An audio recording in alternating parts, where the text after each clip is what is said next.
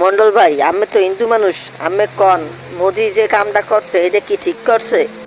আগে তো বলবা মোদি করছেটা কি?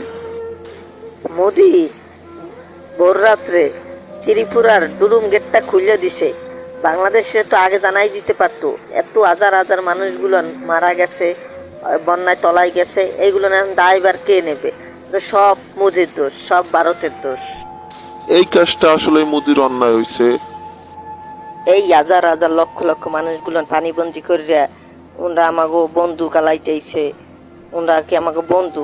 ভারত আসলেই বাংলাদেশের শত্রু। বাংলাদেশে তিলে তিলে মারতে আছে।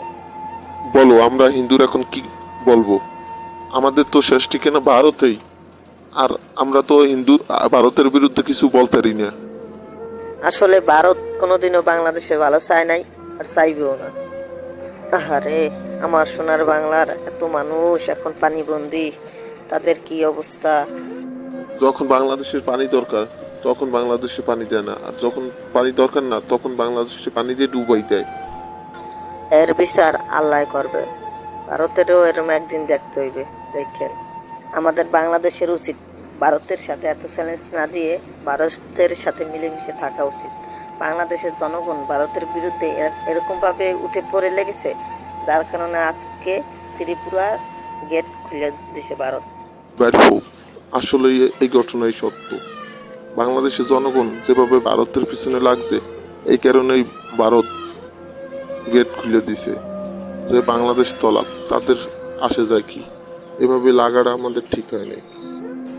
বাংলাদেশের যারা ভারতের বিপক্ষে লাগে, তাদের এক একজনের এক এক বস্তা চাল উৎপাদন করার ক্ষমতা নাই, কিন্তু ভারতের পিছনে লাগাইয়া বাংলাদেশের সাথে ভারতের সাথে একটা দ্বন্দ্ব বাঁধাইতে চায়। আসলে বাংলাদেশের উচিত ভারতের সাথে বন্ধুত্বপূর্ণ আচরণ করে, ভারতের সাথে চুক্তি করে বাংলাদেশে জানি আর এরকম কোনো গেট না খুলে দেওয়া হয়, বাংলাদেশের মানুষ রাজধানী বন্যায় প্লাবিত না হয়, এই ব্যবস্থা করা। আসলে আমাদের সবারই উচিত ভারতের সাথে বন্ধুত্বপূর্ণ আচরণ করে আমরা একসাথে মিলেমিশে থাকার। আমরা যেন ভারতের বিপক্ষে না যাই, তাহলে আমাদের এই লস। ভারতরা যখনই পানি ছাড়ে তখনই বাংলাদেশ বন্যায় তলিয়ে যায়, এটাতে আমাদেরই ক্ষতি।